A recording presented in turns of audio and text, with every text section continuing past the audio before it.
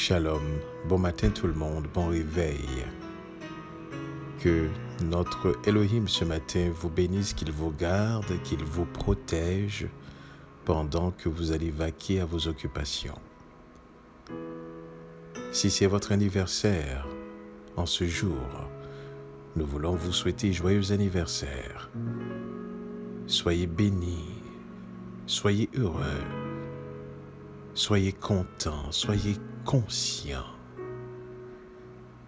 Et si vous êtes seul, eh bien sachez vous n'êtes pas vraiment seul, puisque dans sa parole, il nous a fait cette promesse disant « Je serai avec vous tous les jours jusqu'à la fin du monde ». Donc, il est avec vous, il est avec nous jusqu'à la fin du monde. C'est-à-dire, il est avec nous depuis le jour de notre existence, depuis le premier jour de notre existence, jusqu'au dernier moment sur cette terre. Il est là. Et pas une seule journée passée sans qu'il soit présent, que nous en soyons conscients ou pas, il est là. Et c'est une bénédiction, c'est une grâce de bénéficier de sa présence. Nous pouvons l'oublier même dans la majeure partie de notre temps. Mais lui, il est toujours là, avec le souci de son amour pour nous, le souci de sa protection pour nous, le souci de sa bénédiction pour nous, le souci de sa mission pour nous. Pendant que nous pouvons l'oublier, lui, il ne nous oublie jamais. Il ne nous oublie pas. Et là, c'est toute une grâce de savoir cela. Cela rassure notre cœur de savoir qu'il est là. Il est là en tout temps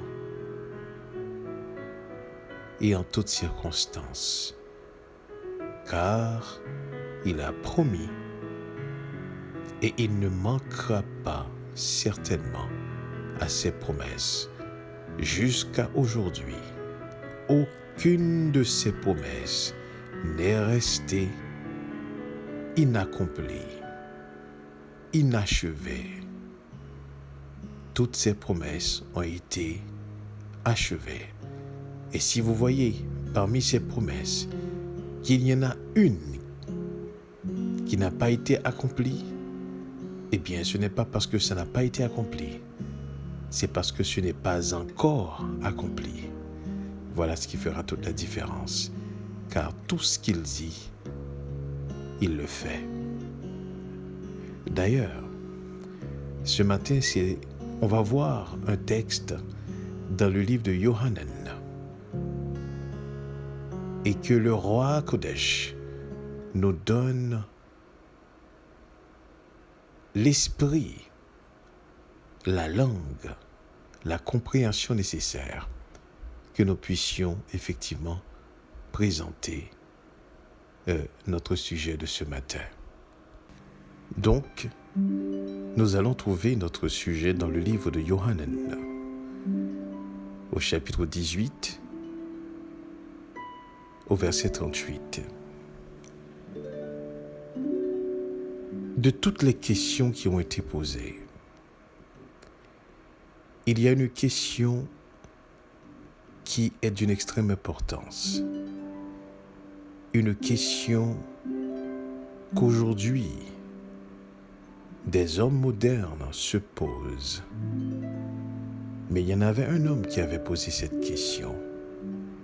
Et laissez-moi vous dire, de tous les hommes qui ont posé des questions, il n'existe aucun homme qui avait posé cette question et qui avait l'opportunité de trouver la réponse, écoutez bien ceci, devant lui. D'ailleurs, je crois dans l'histoire, c'est le seul homme qui a posé une question et d'où la réponse était à sa portée. Lisons ensemble. Yohanan, Jean 18, au verset 18.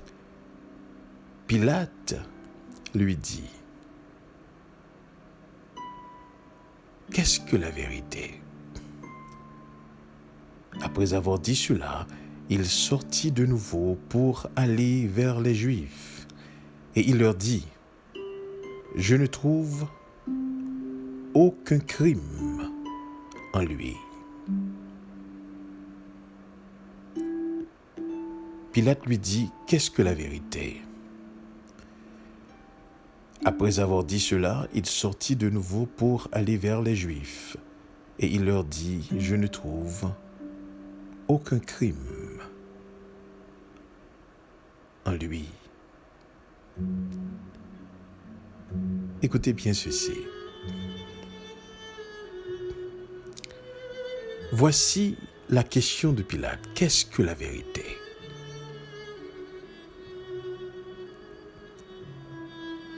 Qu'est-ce que la vérité?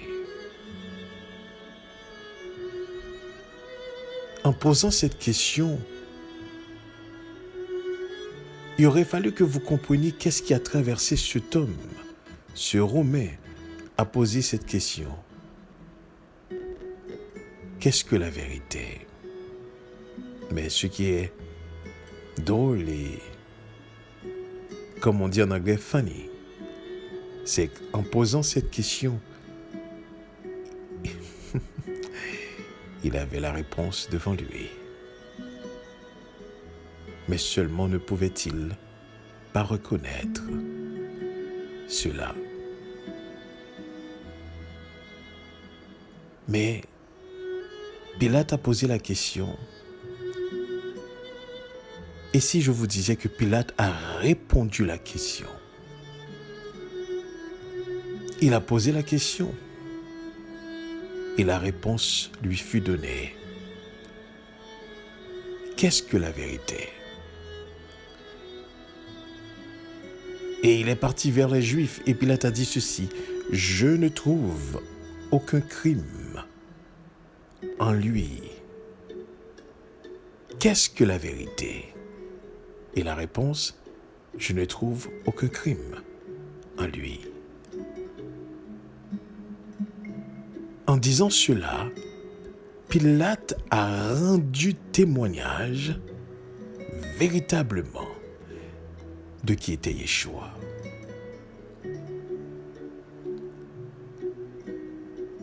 Il n'a trouvé aucun crime en lui. Il n'a trouvé aucune déloyauté en lui. Il n'a trouvé aucune duplicité en lui. Il n'a trouvé aucune dissimulation en lui. Il n'a trouvé aucune fourberie en lui. Il n'a trouvé aucune hypocrisie en lui. Il n'a trouvé aucune malhonnêteté en lui. Alors, qu'est-ce qu'il a trouvé en lui s'il n'a trouvé aucun crime? Car tous ces mots que je viens de citer, ce sont des mots qui effectivement traduisent le crime. Quand on est criminel, on n'est pas équitable. Quand on est criminel, on n'est pas honnête. Quand on est criminel, on n'est pas une personne juste, loyale. On n'est pas sincère. Qu'est-ce que la vérité?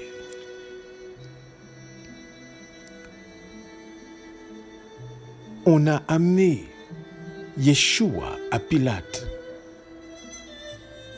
pour que Pilate puisse en faire un jugement. Et laissez-moi vous dire, il a jugé. Et il n'a trouvé aucun crime en lui. Lorsque je regarde ce passage, et je me suis posé la question, quel est le mot que je pourrais remplacer par le mot vérité? Parce que bien souvent, on entend parler de ça. On l'utilise partout, même en cours de justice. On l'utilise. Qu'est-ce que la vérité?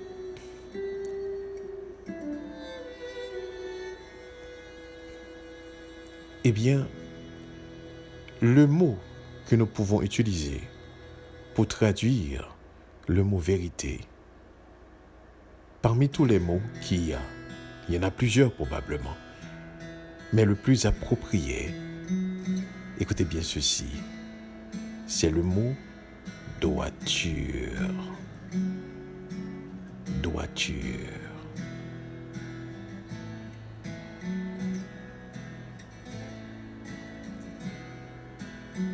Le mot qui pourrait remplacer le mot vérité, c'est le mot droiture.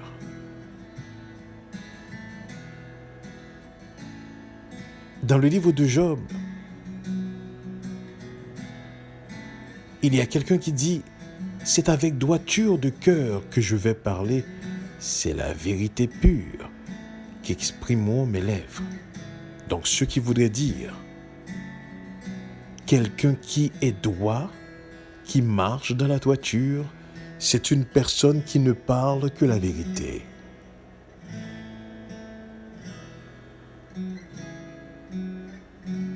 Le mot droiture voudrait dire une qualité d'être qui se manifeste dans la conduite, une personne qui agit avec honnêteté, avec loyauté, franchise, qui agit avec rectitude. Et c'est exactement ce qu'on a trouvé chez Yeshua. Il ne faisait plaisir à personne. Il n'essayait pas de séduire personne. Il ne cherchait qu'à faire plaisir à son Père qui, lui, ne regarde que dans la droiture. Dans le livre d'Ésaïe, au chapitre 59, au verset 15, il est écrit ceci. La vérité a disparu, et celui qui s'éloigne du mal est dépouillé. Elohim voit d'un regard indigné, écoutez bien ceci, qu'il n'y a plus de droiture. Je répète encore ce verset. Ésaïe 59 au verset 15. La vérité a disparu. Et celui qui s'éloigne du mal est dépouillé. Elohim l'Éternel voit d'un regard indigné qu'il n'y a plus de droiture. Donc, à la disparition de la droiture, à la disparition de la vérité, la droiture disparaît. Comme si on voulait faire comprendre ici que la vérité, c'est la droiture. La droiture, c'est la vérité. Qu'est-ce que la vérité? Je ne trouve en lui aucun crime, aucune fourberie, aucune injustice, aucune malhonnêteté. Il est un homme droit. Qu'est-ce que la vérité? Il est un homme vrai. Encore plus, il est la vérité. L'homme avait posé la question et avait la réponse personnifiée devant lui. Et il l'a reconnu, car il a rendu témoignage. Je ne trouve aucun crime en lui.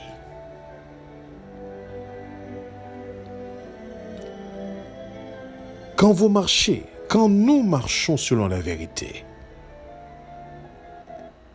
nous marchons selon la droiture. Nous marchons avec équité. Nous marchons avec honnêteté. Nous marchons de manière impartiale.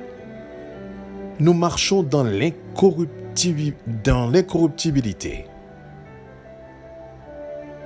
dans la justice, dans la loyauté, dans la sincérité. La droiture, c'est l'incorruptibilité. Qu'est-ce que la vérité? La droiture est la vérité. Donc si vous dites vous marchez dans Yeshua, ça voudrait dire que vous et moi sommes des personnes droites. Qu'est-ce que la vérité?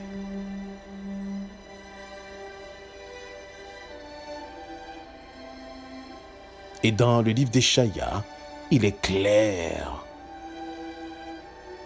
La vérité a disparu. Et celui qui s'éloigne du mal est dépouillé. L'Éternel voit d'un regard indigné qu'il n'y a plus de droiture. À la disparition de la vérité, la droiture n'y est plus. Et nous n'avons simplement qu'à regarder ce monde. Quand on dit que la vérité n'est pas de ce monde, même un philosophe tel que Platon a fait cette remarque, que la vérité n'est pas de ce monde. Parce que pour qu'il y ait vérité, il faut qu'il y ait droiture. Là où il y a droiture, il y a forcément vérité.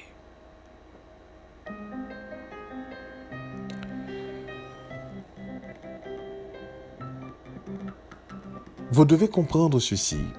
Pilate a posé une question.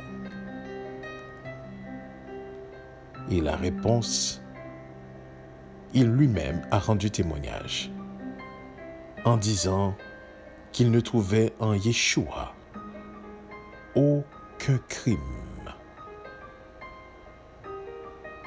Aucun crime. On a beau chercher, mais non, on ne trouvait aucun crime. Sa condamnation n'était basée que sur une fausse accusation. Mais ne fallait-il pas, effectivement, par une fausse accusation,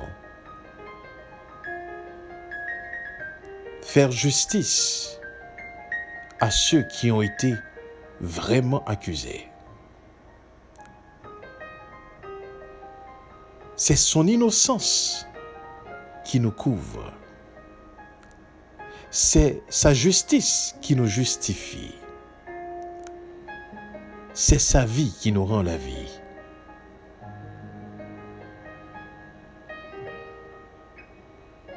Car même l'impie rend témoignage qu'il ne trouve aucun crime en lui. Vous comprendrez pourquoi il est écrit que tout genou fléchira devant lui et toute langue confessera qu'il est Seigneur. Parce que c'est un homme droit. Il a marché dans la droiture. Il a marché dans la vérité. Il est la vérité incarnée. La droiture incarnée. Il est devenu l'exemple parfait, sans tache, incorruptible, honnête, équitable, impartial, juste, loyal.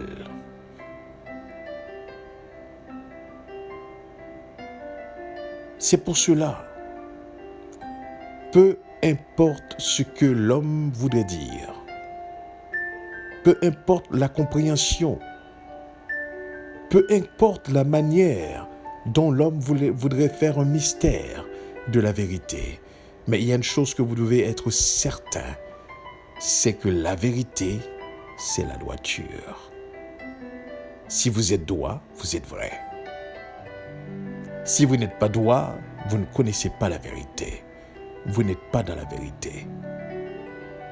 Car la vérité, c'est la droiture. Sa disparition causera la disparition de la droiture.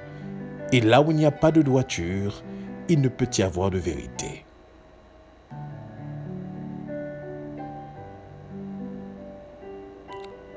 Toujours dans le livre de Yohanan, Jean, au chapitre 8, au verset 44, lorsque les Juifs se réclamaient d'être des enfants d'Abraham et du coup se disant d'être des enfants de Dieu, eh bien, Yeshua faisait une correction en leur disant quelque chose d'extrêmement grave à l'époque. Yeshua leur disait, « Vous avez pour père le diable, et vous voulez accomplir les désirs de votre père. Il a été meurtrier dès le commencement, et il ne se tient pas dans la vérité, parce qu'il n'y a pas de vérité en lui.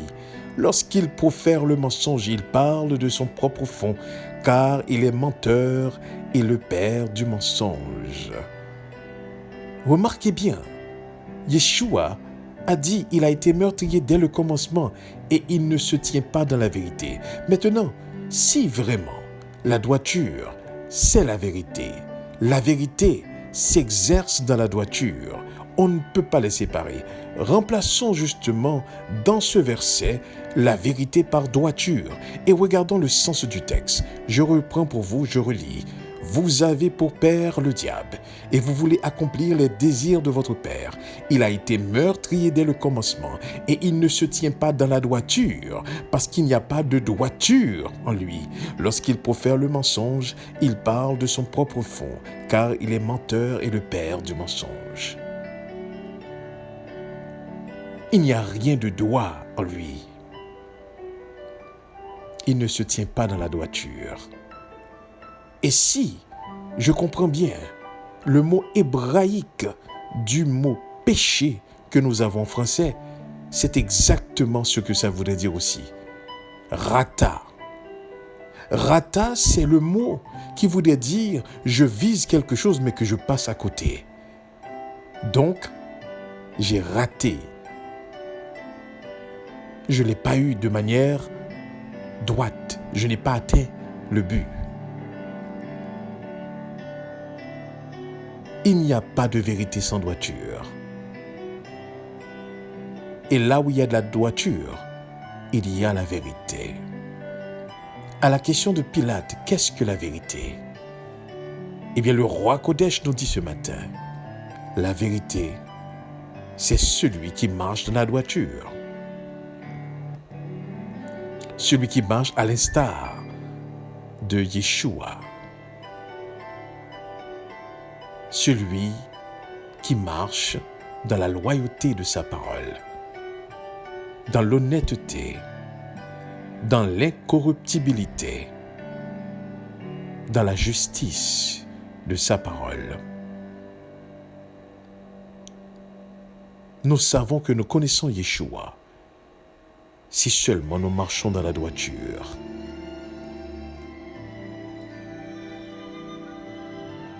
Comprenez bien ceci ce matin. Pilate a posé une question. Et il a répondu à la question. Et comme témoin, il y avait la personnification de la réponse à sa question devant lui. Qu'est-ce que la vérité? Je ne trouve aucun crime en lui, disait-il. Lui-même a rendu témoignage de qui véritablement Yeshua était. Un homme droit, un homme juste, un homme incorruptible, un homme impartial, un homme loyal, un homme équitable, un homme honnête. En disant qu'il n'a trouvé aucun crime chez lui, eh bien, Pilate a dit tout ça.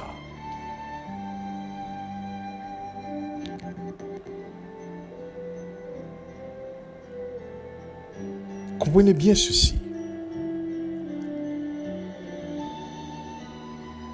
Être quelqu'un qui est droit, c'est de marcher dans la vérité.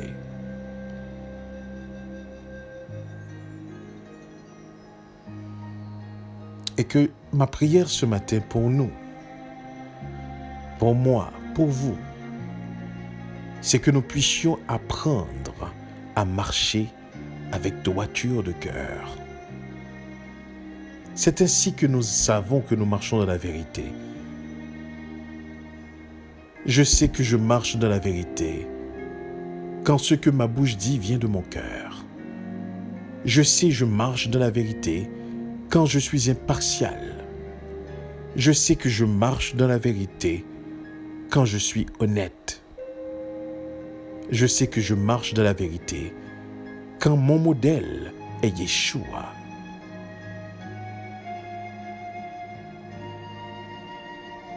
Alors, s'il y a un mot ce matin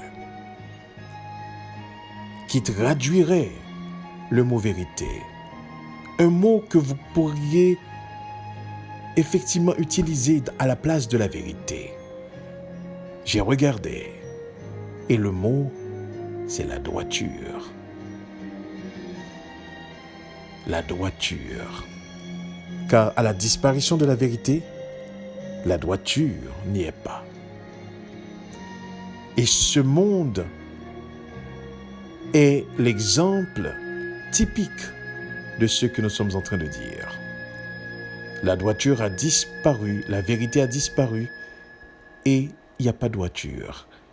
Et là où la vérité n'est pas, et là où il n'y a pas de droiture, eh bien, Yeshua l'a tellement décrit lorsqu'il a parlé justement du père du mensonge.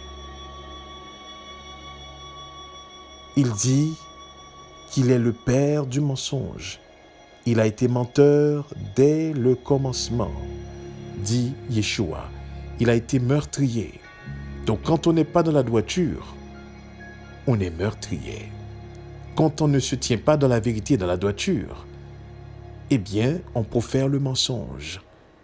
Quand on ne dit pas la vérité, quand on ne dit pas la vérité avec droiture, eh bien, on profère le mensonge. On parle de son propre fond.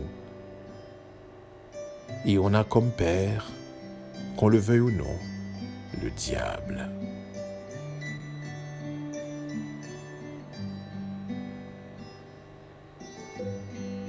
Il est important ce matin que nous puissions saisir cela. Et lorsque nous regardons la démarche, la vie de Yeshua, on voit qu'il a exercé effectivement la droiture dans tous les aspects de sa vie.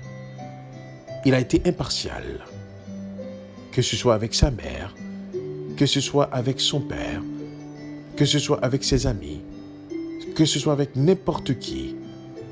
Il n'a cherché qu'une seule chose, la gloire de son Père céleste. Il a marché avec droiture. Lors même des grandes tentations, il n'avait en tête que son Père. Que vous et moi ce matin, nous puissions être comme Yeshua. Et il n'y a pas plus grande indication dans votre vie lorsque vous allez vivre et que vous allez vaquer à vos occupations, à vos activités. À chaque moment, posez-vous la question. Cette pensée, glorifie-t-elle Dieu? Cette action, glorifie-t-elle Dieu? Ce projet, glorifie-t-elle Dieu? Ce mouvement, glorifie-t-elle Dieu? Posons-nous la question fréquemment et vous allez voir la tendance que vous auriez à avoir, c'est rechercher des actions qui glorifient Dieu. Et en cherchant des actions qui glorifient Dieu, il y a une transformation qui se fait en vous aussi. Et vous allez voir que votre cœur devient droit, honnête, équitable, vous allez marcher dans une vie, dans une justice, dans la loyauté. Vous ressemblerez à Yeshua. Que le Seigneur nous permette de comprendre cette parole ce matin. Et souvenons-nous, là où est la vérité, là aussi est la droiture. Si la vérité disparaît, eh bien, il n'y aura plus de droiture. Et l'Éternel en est indigné de ce genre de vie. Que le Seigneur vous bénisse. Restons conscients de sa présence. Amen. Amen.